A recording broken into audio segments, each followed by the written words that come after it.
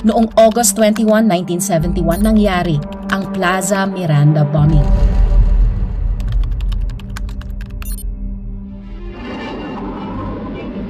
Isang bombang ang sumabot sa pag-ibig na mga politikong tumutuloy sa administrasyon.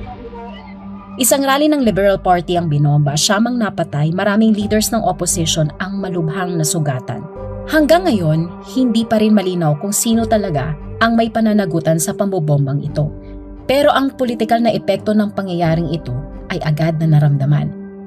Ferdinand P. Marcos, President of the Philippines, by virtue of the powers vested upon me by Article 7, Section 10, Paragraph 2 of the Constitution, do hereby suspend the privilege of the writ of habeas corpus. Ginamit ni Marcos upang isuspend ang writ of habeas corpus. Ibig sabihin, mas madali nang maaresto ang mga pinaghihinalaang kalaban ng gobyerno at pwede silang ikulong nang hindi agad na dadala sa korte upang kwestiyonin ang kanilang pagkakaaresto.